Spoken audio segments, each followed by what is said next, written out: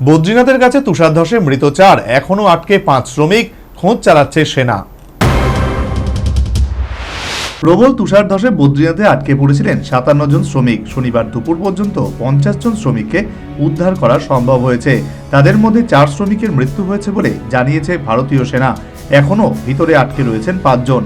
প্রাথমিকভাবে জানা গিয়েছিল 57 জন শ্রমিক, যারা একটি বেসরকারি সংস্থার হয়ে কাজ করেন, বর্ডার রোড অর্গানাইজেশনের একটি সাইটের কাছে বরফ সরানোর কাজ করছিলেন তারা। উল্লেখ্য, বৃহস্পতিবার সকাল থেকে লাগাতার তুষারপাত হচ্ছে উত্তরাখণ্ডে। তার জেরে সেনার এগোনোর রাস্তা বন্ধ হয়ে গিয়েছিল।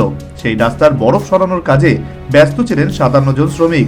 মানাগ্রাম এবং মানাপাসের মাঝামাঝি এলাকায় আচমকাই ধস নামে, তাতেই আটকে পড়েন ওই শ্রমিকরা। চামোলি জেলায় বদ্রীনাথের অদূরে মানাগ্রামে বিপর্যয়ের পরে 24 ঘন্টার বেশি কেটে গিয়েছে। দুর্ঘটনার পরে রাজ্য এবং জাতীয় বিপর্যয় মোকাবিলা বাহিনী উদ্ধার কাজে নামে। এছাড়াও ইন্দো তিব্বত সীমান্তের পুলিশও বরফের নিচে আটকে থাকা শ্রমিকদের খোঁজ চালাচ্ছে। শনিবার উত্তরাখণ্ডের মুখ্যমন্ত্রী পুষ্কর সিং ধামি বায়ুসেনার হেলিকপ্টারে করে ঘটনাস্থলে যান। ভারতীয় সেনাও শুক্রবার থেকেই শ্রমিকদের উদ্ধারের চেষ্টা চালাচ্ছে। সেই চেষ্টাতে ফল মিলেছে। শনিবার দুপুর পর্যন্ত 50 জন শ্রমিককে উদ্ধার করা সম্ভব হয়েছে, যদিও 4 শ্রমিকের মৃত্যু হয়েছে বলেও জানিয়েছে ভারতীয় সেনা। National bureau report, news vanguard.